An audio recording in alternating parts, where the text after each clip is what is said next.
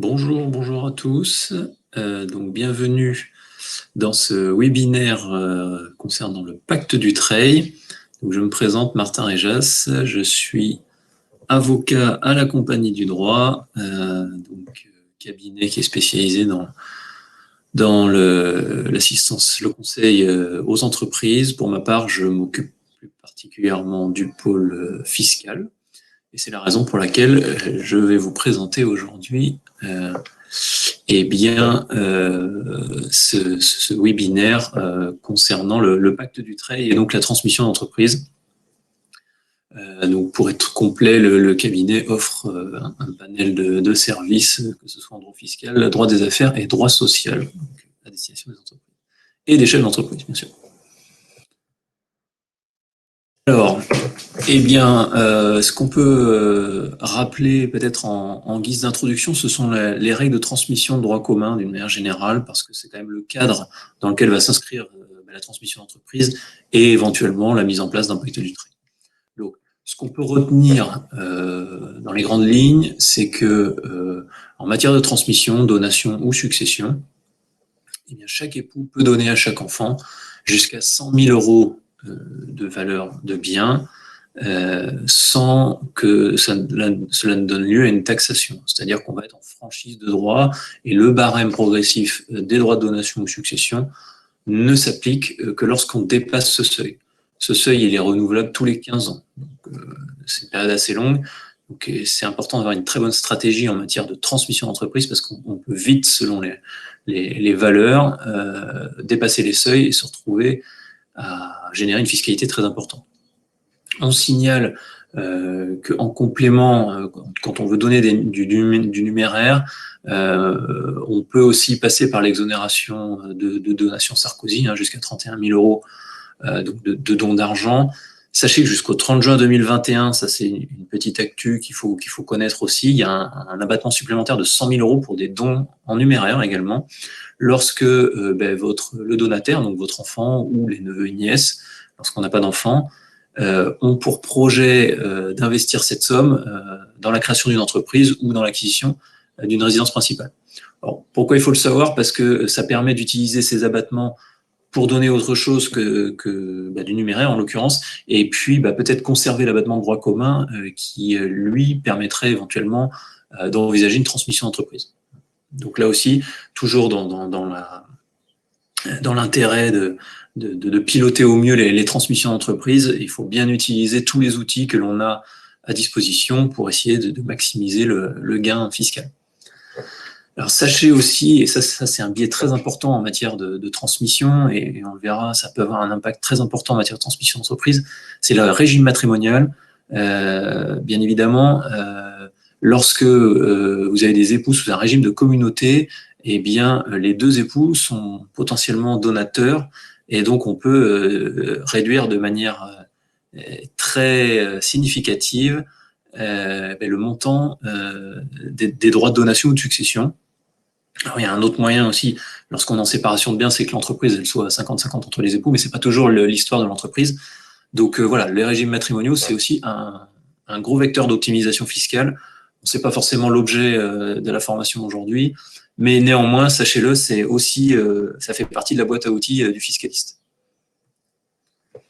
Alors, on va donner une petite illustration chiffrée d'une transmission d'entreprise, c'est un cas d'école, mais on le rencontre aussi au quotidien, pas si théorique que ça, mais juste pour vous donner une petite idée de l'effet d'un Dutreil dans une transmission. Donc, par exemple, on va prendre une entreprise d'une valeur de 5 millions d'euros, net, bien sûr, net de dette. On a un associé unique, mais qui est marié sous le régime de la communauté. Donc, ça veut dire que l'ensemble des titres de la société sont des biens communs. On a 2 enfants et on veut transmettre 100%. Alors, à ce moment-là, donc transmission en pleine propriété, donc chacun des époux, finalement, va donner 2,5 millions, donc par enfant, ça fait 1,250 million. On y applique à chaque fois l'abattement de 100 000 euros. On y applique le barème de droit commun des droits de mutation à titre gratuit, donc donation et succession.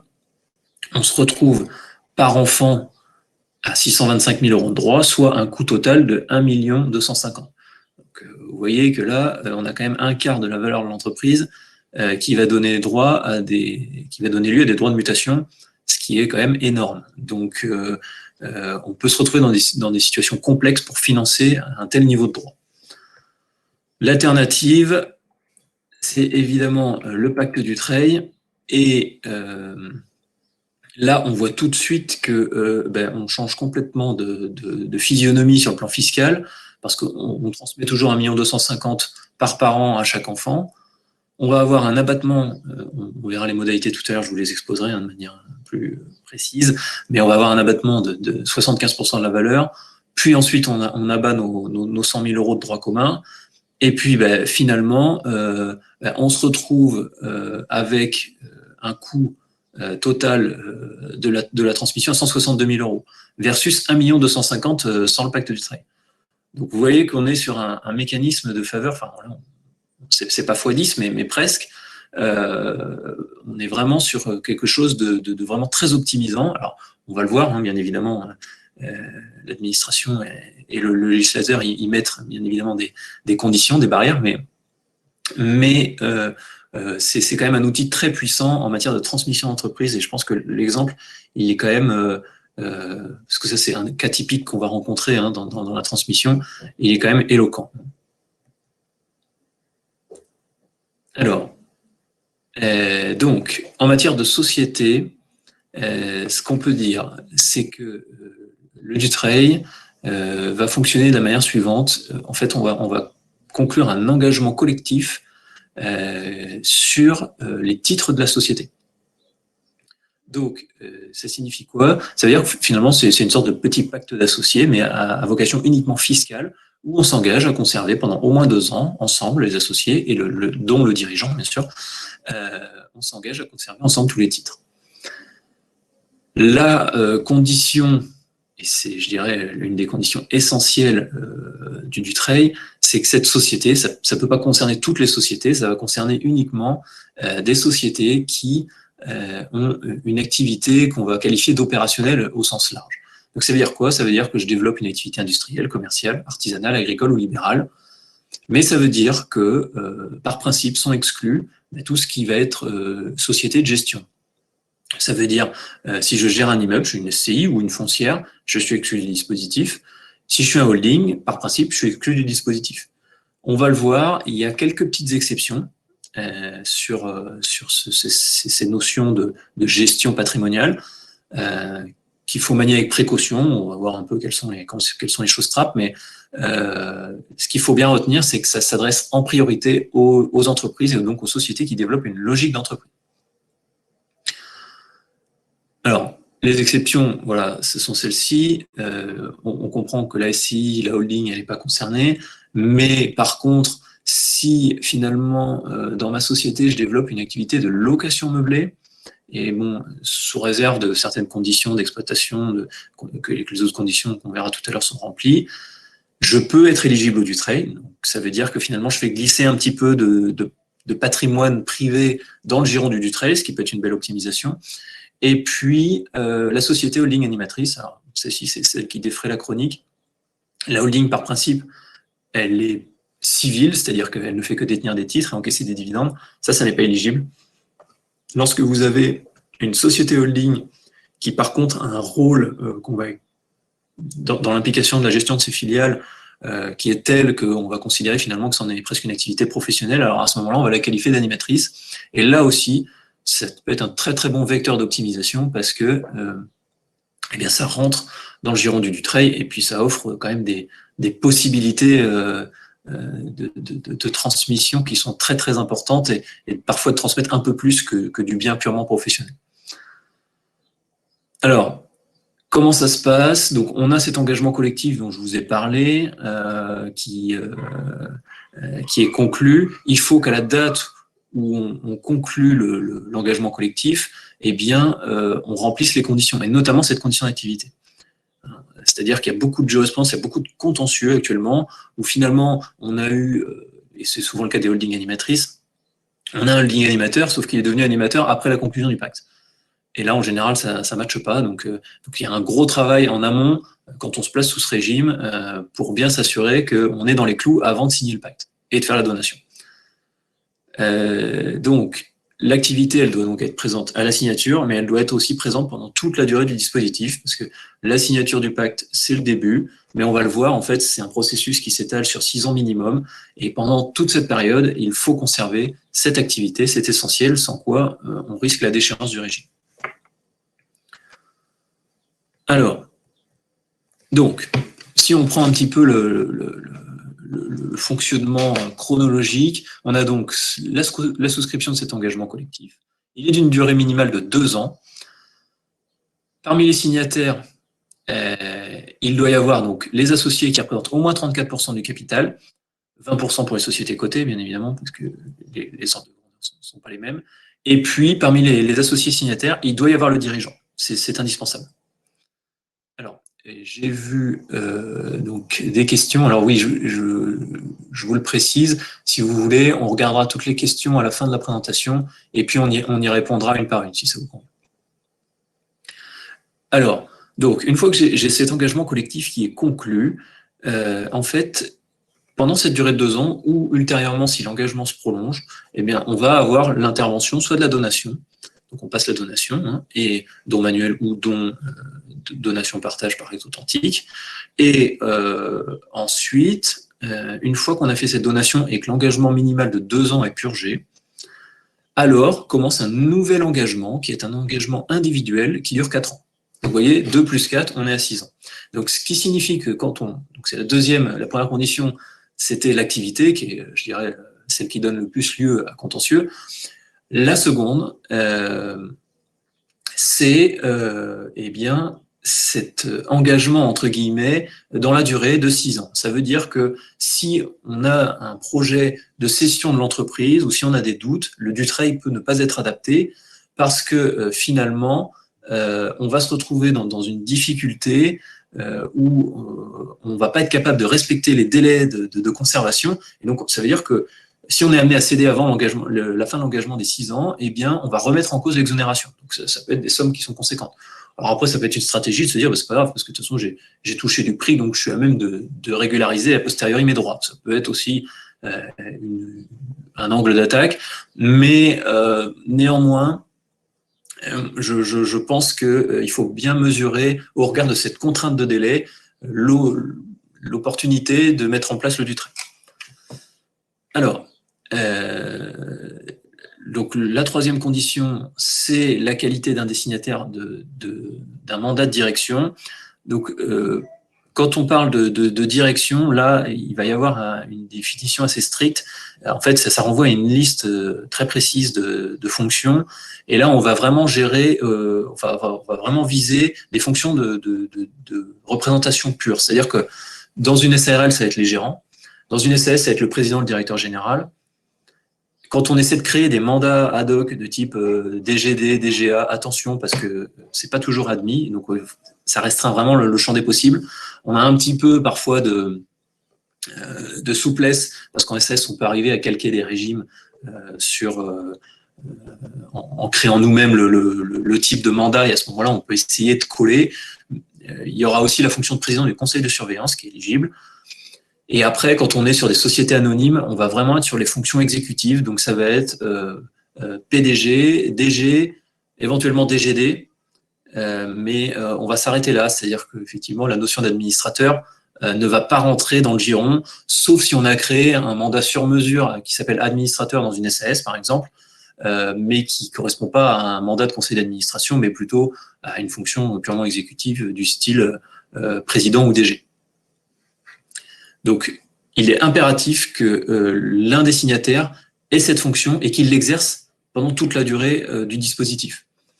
Parce que sinon, là aussi, on a une déchéance. Alors, attention, précision faite que c'est pas parce que si j'étais signataire à l'origine et puis finalement en cours de durée des 6 ans, je me retire, mais que finalement j'ai un bénéficiaire de la donation ou un autre signataire du pacte qui prend le relais sur les fonctions de direction, j'ai pas de souci. C'est-à-dire que je n'ai pas les menottes non plus. Si jamais j'ai un souci, un pépin de santé ou un événement quelconque qui fait que je dois quitter la direction d'entreprise, on peut y substituer un autre signataire ou un bénéficiaire de la donation. Donc, ça veut dire qu'on ne remet pas en cause l'ensemble du dispositif uniquement parce que finalement, le dirigeant est parti. Il suffit de lui trouver un remplaçant. Donc voilà, donc c'est une condition importante. Elle vient en troisième position parce que elle est, disons, un peu plus facile à maîtriser que les deux premières, mais voilà, elle reste néanmoins importante. Ce qu'on peut noter également, c'est que l'engagement du trade, donc on verra qu'il y a des sujets en holding, mais le point aussi, c'est que ça peut concerner les groupes de sociétés au sens large du terme.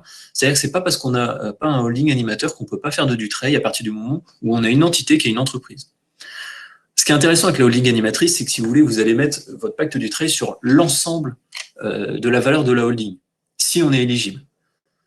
Par contre, si vous n'avez pas un holding animateur, mais que vous avez des filiales qui sont éligibles au du trade, des sociétés commerciales ou industrielles, alors à ce moment-là, on va pouvoir mettre du trade sur la quote-part de la valeur qui correspond à l'entreprise.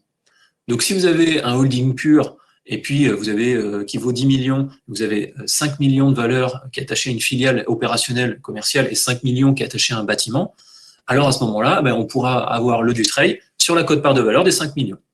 Et les 5 millions qui correspondent au bâtiment, via la holding pure, alors là, par contre, bien évidemment, on tombe dans le régime de droit commun. Alors, pourquoi la holding animatrice, elle est intéressante et elle offre un confort supplémentaire en termes d'optimisation fiscale? C'est parce que, dans l'exemple que je vous ai donné avec la holding pure, vous voyez qu'on a pu qualifier uniquement que la partie entreprise, donc la moitié de ma valeur. Si par contre j'ai un holding animateur et que je remplis l'ensemble des conditions, et on va les reprendre tout à l'heure parce que aujourd'hui on a quand même une idée très précise, ce qui n'était pas le cas il y a 2-3 ans, de comment être dans les clous. Donc si je réponds aux conditions, finalement, je vais pouvoir passer l'intégralité de mes 10 millions avec l'abattement de 75%, ce qui est une optimisation colossale, c'est ce que je vous disais tout à l'heure. C'est aussi pour ça qu'il y a beaucoup de holding animatrices, c'est aussi pour ça qu'il y a beaucoup de contrôle et de contentieux. Mais il peut y avoir des vrais vecteurs, donc il ne faut pas s'en priver, il faut juste bien le faire.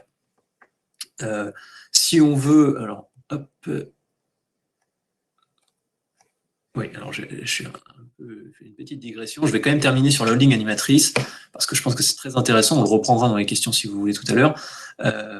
Si vous voulez, l'enjeu dans un holding animateur pour le qualifier, il est de 2 ordres. Le premier, ça va être, et là, on a la jurisprudence très claire qui est tombée l'année dernière, enfin depuis quelques années, mais on a encore des jurisprudences qui retombent en début d'année, c'est la notion de prépondérance des actifs. Donc dans mon exemple, j'étais à 5,5, donc c'est pas le bon exemple. On va dire plutôt que je suis à 5,1 sur l'entreprise, 4,9 sur le bâtiment. J'ai une prépondérance de la valeur vénale de mes actifs professionnels, alors je remplis ma première condition de holding animatrice. Voilà. Et ça c'est très important. Alors, petite précision faite, bien évidemment, il faut que j'ai le contrôle de ma structure opérationnelle.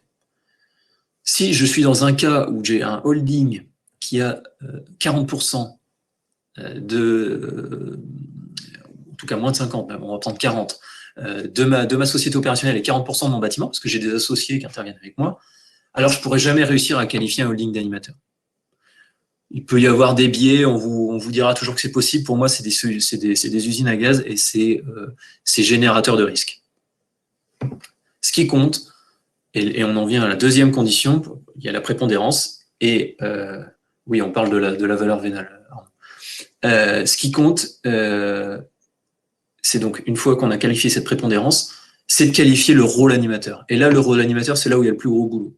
C'est-à-dire qu'il va falloir, donc d'une part, qualifier le contrôle, donc c'est ce que je vous disais, donc ça veut dire que ça demande nécessairement, si on veut que le bien soit qualifié comme professionnel, d'avoir le contrôle de la filiale.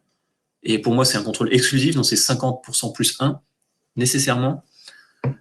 Ensuite, on va avoir la preuve de l'animation. Et donc là, ça va être du juridique, en fait. Du juridique et du comptable et financier, bien sûr. Mais ça veut dire que on va avoir des bilans, on va avoir des conventions, on va avoir tout un tas de documents qui retracent toute l'action dynamique, toute l'action décisionnelle de la mère pour ses filiales.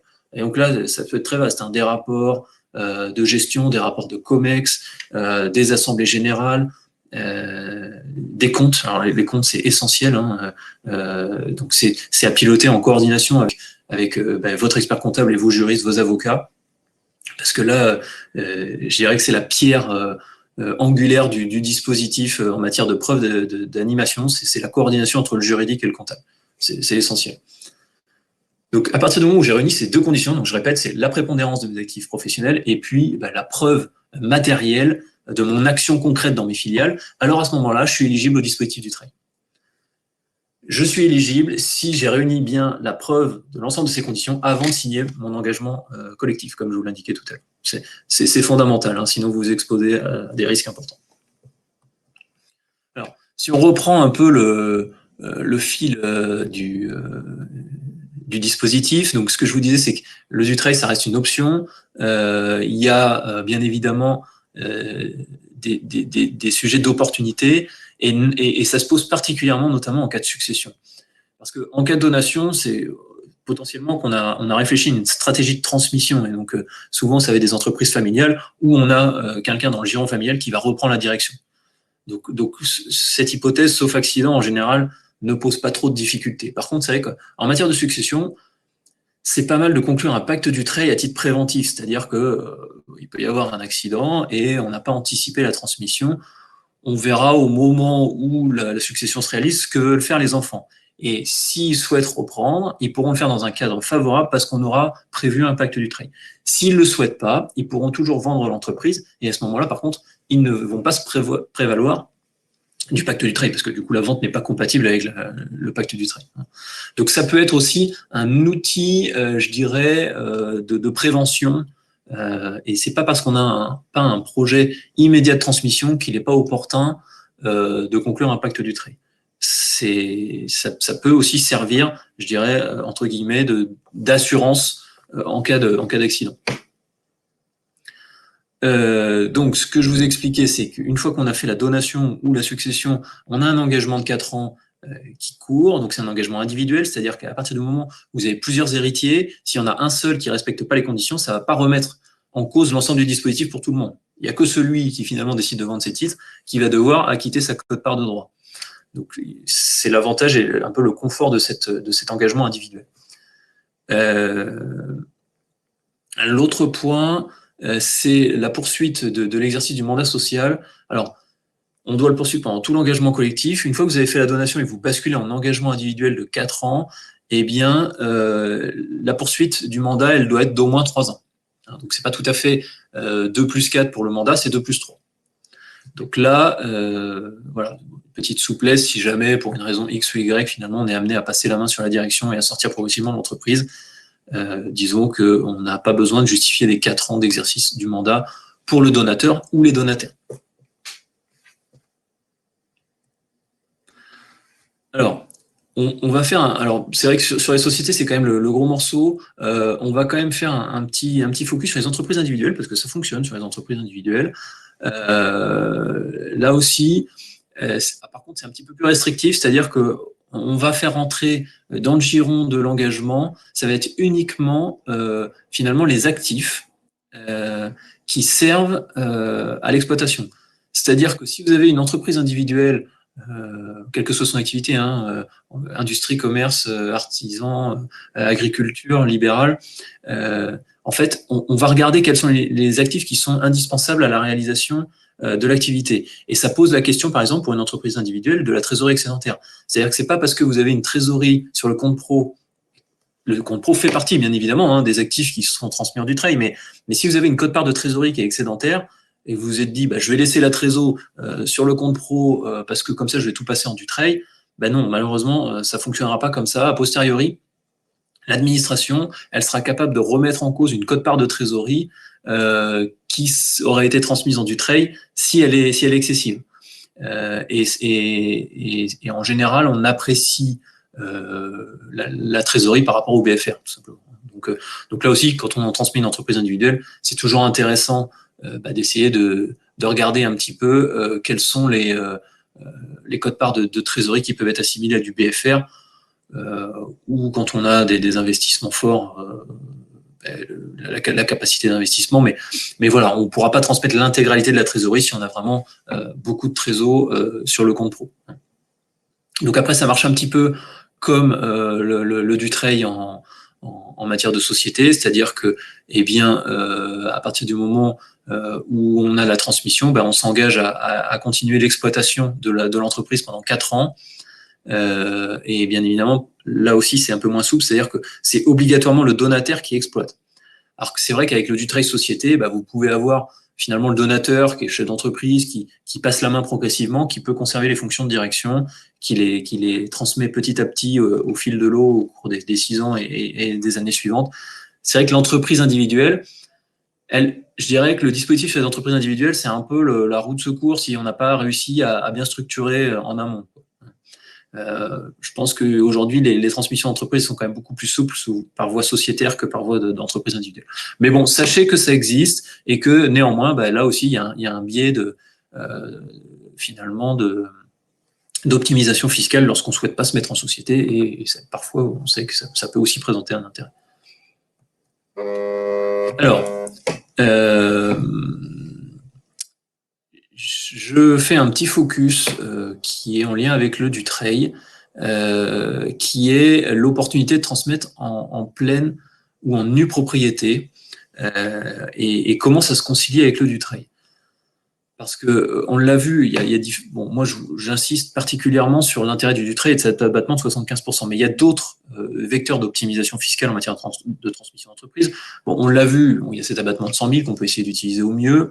Il y a le régime matrimonial des donateurs. Et puis, bah, il y a le fait de savoir est-ce qu'on transmet de la pleine ou de la nue propriété.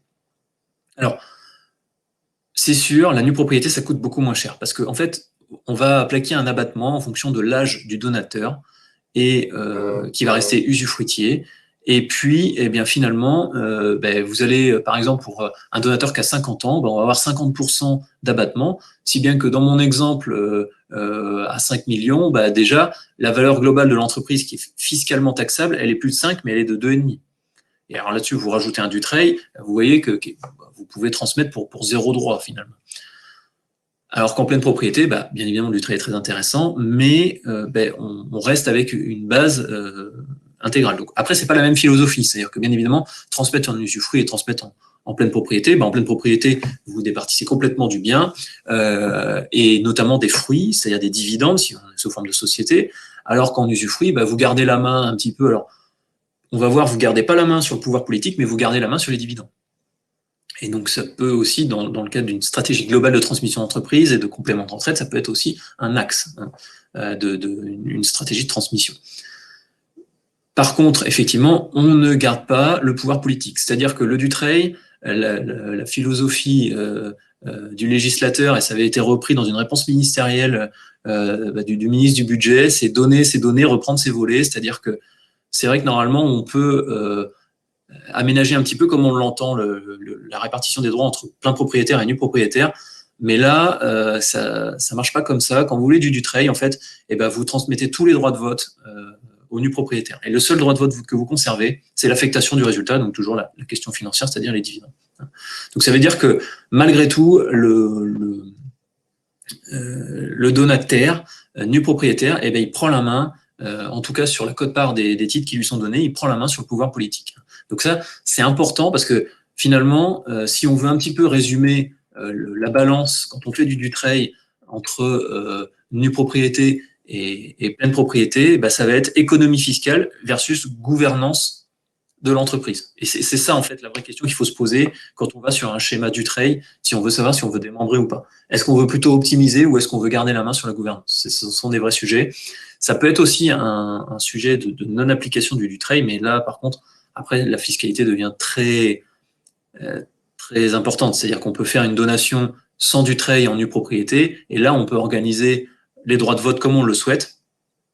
Et dans ces conditions, c'est-à-dire qu'on peut organiser la gouvernance à souhait, mais bah, par contre, on ne peut pas bénéficier du Dutreil. Donc là, il y a vraiment de multiples hypothèses, et je pense qu'à chaque cas de transmission d'entreprise, il y a une solution qui est différente, et c'est à étudier en amont avec le chef d'entreprise et la famille et les aspirations qu'ils ont sur le sujet.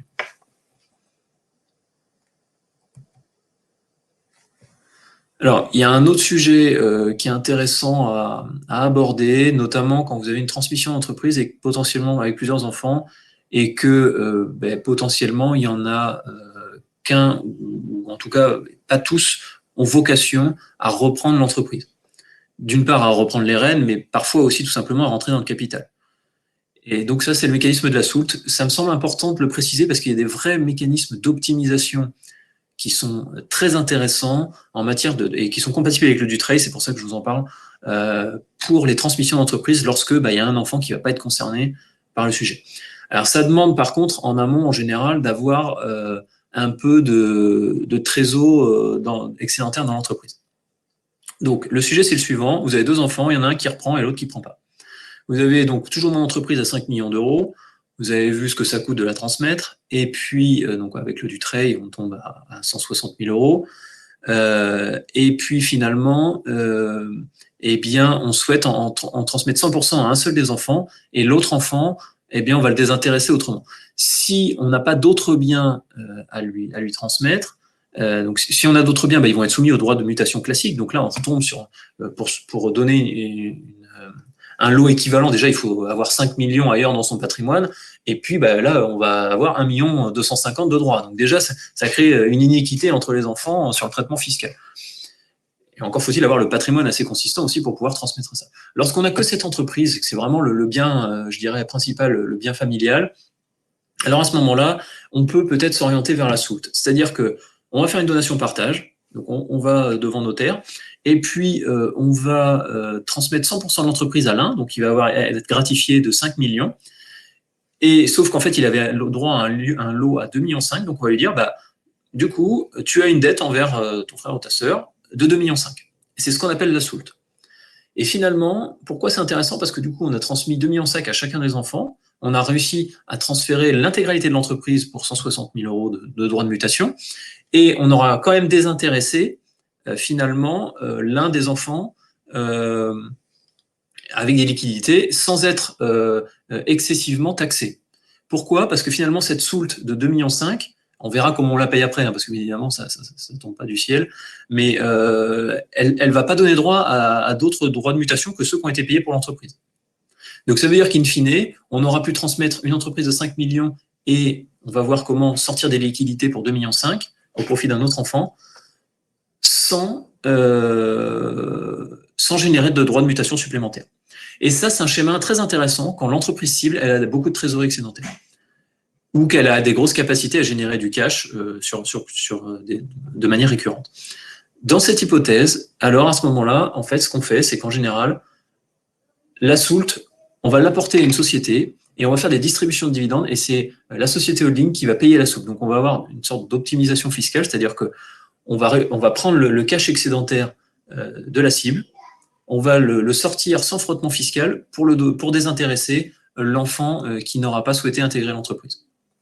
C'est peut-être un petit peu technique à aborder comme ça, mais il faut avoir en tête que c'est un des moyens de désintéresser les enfants et de sortir du cash d'une entreprise sans payer d'impôt sur le revenu ni de droit de mutation particulier. Donc c'est aussi un bon vecteur, je dirais, de transmission.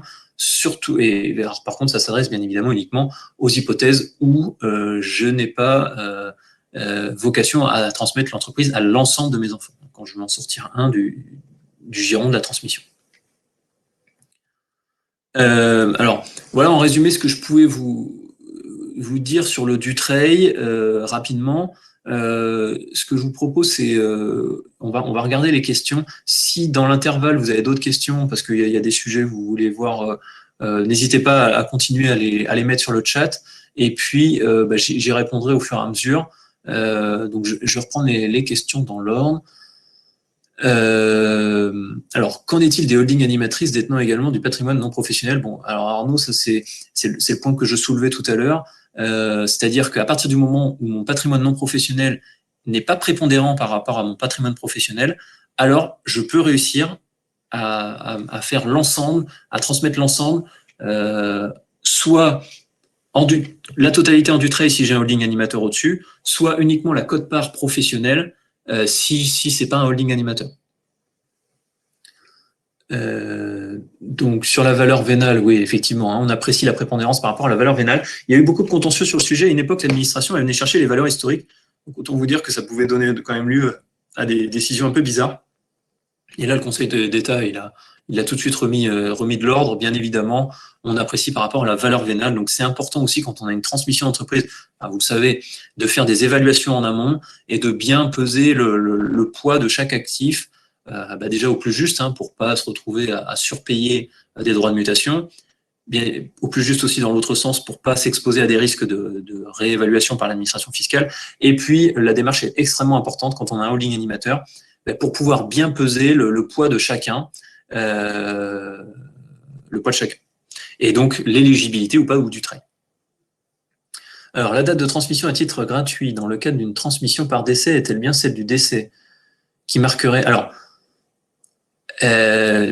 oui et non. Il y a deux cas de figure. C'est-à-dire que soit j'ai conclu un engagement du trait et le décès, il intervient avant la fin des 2 ans. Et à ce moment-là, dans cette hypothèse, je vais devoir continuer mon engagement collectif de 2 ans, même si le décès est intervenu avant. Alors que par contre, s'il intervient après les 2 ans et que mon pacte est toujours en cours, alors à ce moment-là, effectivement, ça va être la date du décès qui va être le marqueur des 4 ans. Donc il faut bien voir à quel moment intervient le décès. Et c'est pareil pour la donation. Est-ce que c'est avant ou après? Donc c'est une entreprise individuelle. Ah oui, alors à ce moment-là, oui, c'est différent effectivement. Lorsqu'on a créé une entreprise individuelle ou qu'on l'a acquis depuis plus de 2 ans, oui, c'est le décès effectivement qui compte pour l'engagement individuel, tout à fait. Alors, dans le cas d'une société de fait et d'une transmission en dutrait et en nue propriété, est-ce que la société de fait continue d'exister? Alors, ce qui se passe, c'est que dans une société de fait, le dutrait, en fait, il va porter sur la quote-part des droits de l'entreprise individuelle. Donc après, je dirais que la société de fait, c'est une notion purement fiscale. Donc ça va pas vraiment avoir d'incidence sur le dutrait. Quand on transmet finalement, en fait, ce qu'on transmet en dutrait, c'est pas la société de fait. Ça va plutôt être les droits indivis qu'on a sur l'entreprise individuelle, à mon sens. Donc de toute façon, soit à l'issue de la donation, on a toujours des associés de fait qui continuent à travailler ensemble, et à ce moment-là, on a toujours finalement une sorte d'indivision sur l'entreprise individuelle, soit chacun exploite de son côté, auquel cas il n'y a plus de société de fait.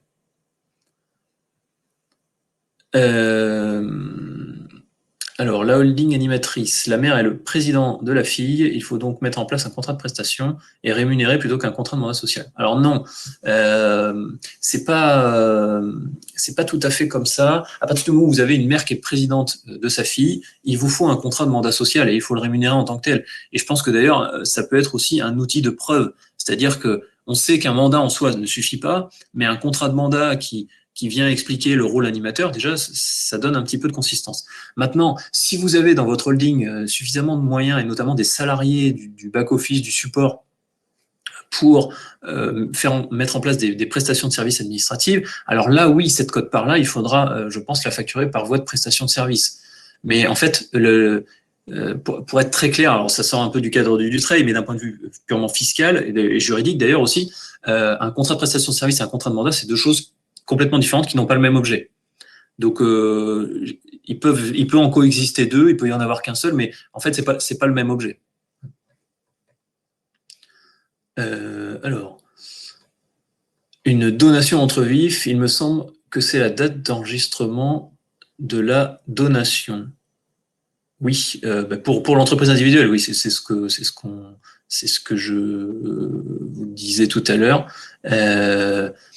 Si vous voulez, là, à partir du moment où vous avez créé l'entreprise individuelle, où vous l'avez acquis depuis plus de 2 ans, en fait, à un moment donné, vous allez avoir le fait générateur, donc soit une donation, soit une succession, et c'est effectivement les dates de réalisation des événements, succession ou donation, qui vont faire courir l'engagement de 4 ans.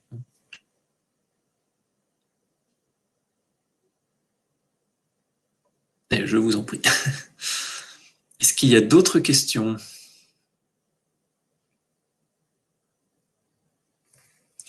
C'est une présentation un petit peu rapide hein, du sujet. On pourrait s'étaler sur plusieurs heures, hein, parce que effectivement, le sujet est vaste, notamment au regard de la jurisprudence, mais ça donne déjà une petite idée des leviers qui sont possibles. Alors, est-ce qu'on part sur un engagement de conservation de 2 ans ou alors voilà. Donc là, effectivement, ça c'est un vrai sujet. Ça dépend un petit peu de la philosophie. En fait, si vous voulez, il y a plusieurs implications. Soit vous partez, vous savez que vous allez donner, c'est le projet, et vous avez déjà cadencé le rétro-planning entre guillemets. Alors à ce moment-là, partez sur une durée fixe de 2 ans. Pourquoi? Parce que si vous faites une reconduction et que vous oubliez de dénoncer, vous allez rester bloqué dans un engagement qui va se reconduire indéfiniment. Vous ne ferez jamais courir votre engagement de 4 ans. À l'inverse, et c'est l'autre aspect du trade, comme je vous le disais, quand on l'utilise un peu comme une sécurité ou une sorte d'assurance en cas d'événement, hein, notamment un décès, là, ils vont mieux en faire un par reconduction. Parce que par définition, vous en faites un d'une durée fixe de 2 ans, mais si vous n'avez pas le décès qui intervient dans les 2 ans, à l'issue de 2 ans, le pacte ne fonctionne plus, donc vous avez perdu votre assurance. Donc là, il y a aussi une stratégie en amont à déterminer. Est-ce que j'ai déjà une stratégie claire avec des objectifs de date en termes de transmission, auquel cas effectivement je vais aller sur une durée fixe, ou est-ce que je suis dans une optique plus large de prévention, auquel cas je vais plutôt aller sur de la reconduction. Alors, si vous êtes sur Toulouse, alors oui, effectivement, on vient d'ouvrir un cabinet à Toulouse, donc effectivement, on peut se rencontrer sur Toulouse, pas de souci. On est OK pour dire que l'héritier qui a souscrit un engagement du TREI peut lui-même donner, ça bouge, les biens à un descendant, lequel les a lui-même donnés à un descendant s'il respecte l'engagement. Oui, il n'y a pas de rupture de l'engagement du TREI quand on reste. En fait, si vous voulez, effectivement, il y a des engagements de conservation, mais par contre, il y a une exception aux engagements de conservation, ce sont les transmissions à titre gratuit au profit des bénéficiaires en ligne directe. Enfin, même pas en ligne directe, mais des bénéficiaires. Donc oui, il n'y a pas de remise en cause à partir du moment où chacun prend l'engagement, le nouvel engagement de respecter les durées. Par contre, à chaque fois, on repart sur un nouvel engagement de 4 ans. Alors, pendant l'engagement individuel, la cession d'un donataire à un autre remet-elle en cause les exonérations? Oui, complètement. Pas de cession. Je vous en prie. Alors, pendant l'engagement collectif, la cession d'un donataire à un autre remet-elle en cause le pacte global? Alors, et ça aussi, c'est un vrai sujet. Alors, le principe, c'est oui, mais il y a des assouplissements. C'est-à-dire que à partir du moment où, en fait, non, on va plutôt dire le juge de paix, ça va être la date de la transmission. C'est-à-dire que si je fais des cessions dans mon engagement collectif avant toute donation, j'ai pas de problème. Par contre, une fois que j'ai la donation qui intervient au cours de mon engagement collectif, c'est figé. Et là, toute donation pourrait tout faire basculer. Donc, cession avant donation dans l'engagement collectif, pas de problème. Après, c'est vraiment un souci. Alors, dans les actifs d'une SCI détenue dans la holding, distingue-t-on les résidentiels des professionnels, bâtiments d'exploitation? Alors, le sujet, en fait, c'est si tout est dans une SCI, tout va être considéré comme quelque part du non professionnel. Après, que ce soit bâtiment d'exploitation ou pas, ça va pas vraiment avoir d'incidence parce que le bâtiment d'exploitation, s'il n'est pas dans une société opérationnelle, il sera toujours considéré comme du non-pro. Y a-t-il du déclaratif pendant la durée du pacte? Alors, il y en avait, mais ça a été assoupli. Désormais, c'est sur demande de l'administration. Donc, en principe, il y avait une attestation. En fait, il faut toujours prévoir de se faire sa petite attestation tous les ans en disant je suis toujours titulaire de mes titres, il n'y a pas de souci, j'ai bien respecté toutes mes conditions. Mais on n'a plus l'obligation de la transmettre systématiquement à l'administration fiscale. Et heureusement, parce que on pouvait être sûr une fois sur deux de louper l'échéance si on n'est pas assisté. Enfin, voilà, donc c'est plus obligatoire. Nouvel engagement de 4 ans si la donation postérieure entend bénéficier d'un DUTREI.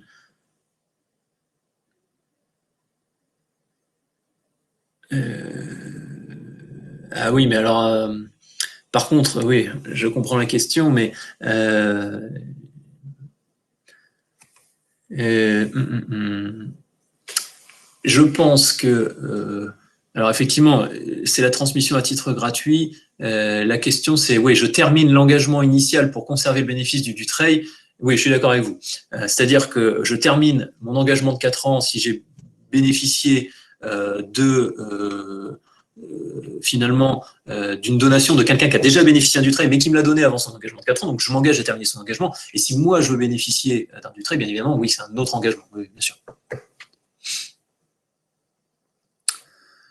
Bon, mais il y avait quelques questions. J'espère que c'est clair pour vous. On arrive au bout de notre webinaire. Écoutez, si de toute aventure il y avait bonjour, d'autres types de questions, n'hésitez pas. Vous avez mes coordonnées qui s'affichent. N'hésitez pas à me joindre. Effectivement, donc on est historiquement implanté à Bordeaux, mais on a un cabinet qu'on vient d'ouvrir à Toulouse. Donc il y a des possibilités. On peut voilà, on peut en discuter. Si vous avez des projets, on peut vous accompagner, bien évidemment. Et on est à votre disposition.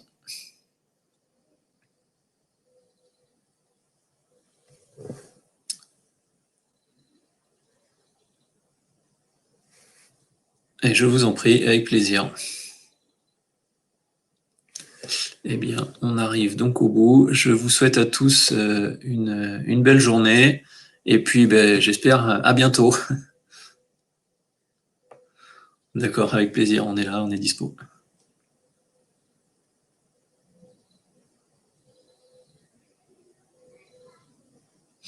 À la fin des 4 ans, faut-il faire une attestation? C'est plus obligatoire, sauf sur demande de l'administration fiscale.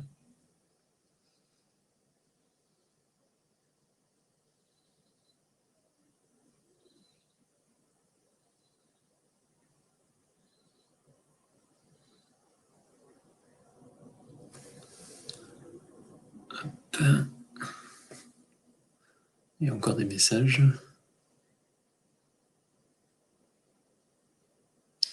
Du trade post-mortem. Non. Non, il faut respecter le délai de 2 ans. Il n'y a que dans l'hypothèse d'un Dutreil réputé acquis où on se passe du délai de 2 ans, mais parce qu'on estime qu'il est acquis en amont, mais sinon.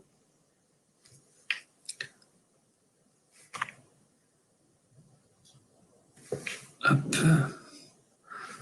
Voilà, merci de votre attention et puis, à très vite. Au revoir.